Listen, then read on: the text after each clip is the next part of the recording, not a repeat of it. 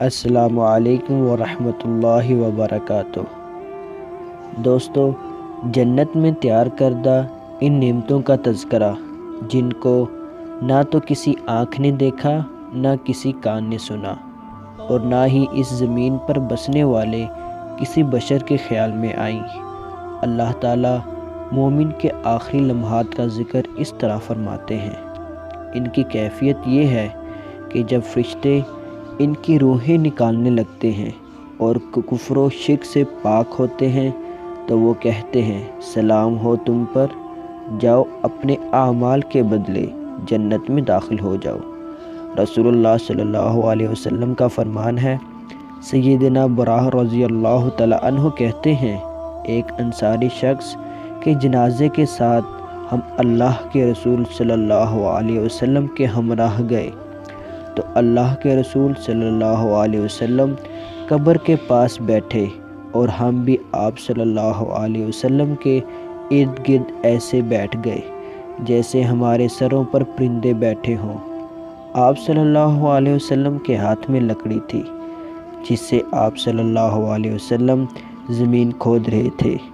پھر آپ صلی اللہ علیہ وسلم نے سر اٹھایا اور 2 یا 3 مرتبہ فرمایا، اللہ تعالیٰ سے عذاب قبر سے پناہ مانگو۔ پھر فرمایا، مومن جب آخرت کی طرف جانے والا اور دنیا کو چھوڑنے والا ہوتا ہے تو اس کے پاس ایسے فرشتے آتے ہیں گویا کہ ان کے چہرے سورج ہوں، یعنی ان کے چہرے بہت روشن ہوتے ہیں۔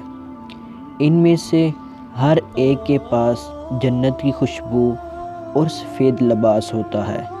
پھر اس مومن کی جہاں تک نگاہ جاتی ہے فرشتے ہی فرشتے ہوتے ہیں اور وہ اس کے پاس بیٹھ جاتے ہیں۔ پھر موت کا فرشتہ ملک الموت آتا ہے، اس کے سر کے پاس بیٹھ جاتا ہے اور کہتا ہے، اے پاکیزہ روح، اللہ تعالیٰ کی بخشش اور رضامندی کی طرف چل۔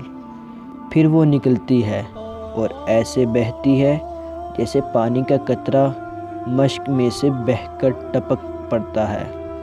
پھر اس روح کو فوراً فرشتے پکڑ لیتے ہیں۔ جب بھی کوئی فرشتہ اسے پکڑتا ہے تو دوسرا اس کے ہاتھ میں ایک لمحہ بھی نہیں رہنے دیتا کہ اسے پکڑ لیتا ہے۔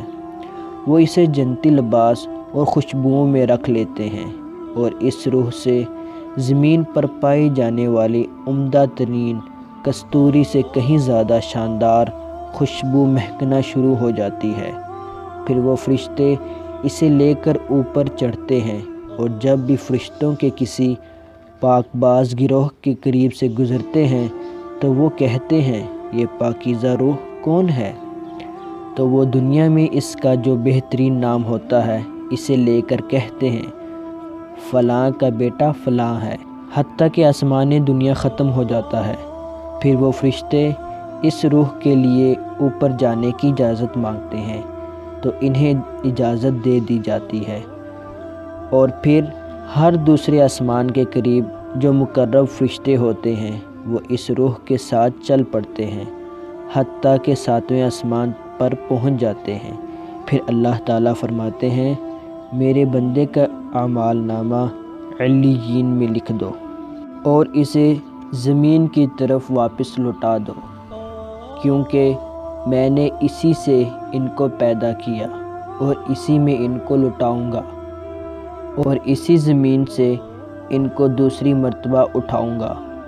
پھر اس کی روح اس کے جسم میں لوٹا دی جاتی ہے۔ تب قبر میں اس کے پاس 2 فرشتے آتے ہیں جو اسے بٹھاتے ہیں اور کہتے ہیں، تیرا رب کون ہے؟ وہ کہتا ہے، میرا رب اللہ ہے۔ تیرا دین کیا ہے؟ وہ کہتا ہے، میرا دین اسلام ہے۔ پھر وہ کہتے ہیں، وہ شخص جو تم میں بھیجا گیا کون ہے؟ وہ کہتا ہے، وہ اللہ کے رسول محمد صلی اللہ علیہ وسلم ہے۔ پھر وہ کہتے ہیں، تیرا علم کیا ہے؟ تو وہ کہتا ہے، میں نے اللہ تعالیٰ کی کتاب پڑھی، اس پر ایمان لایا اور اس کی تصدیق کی۔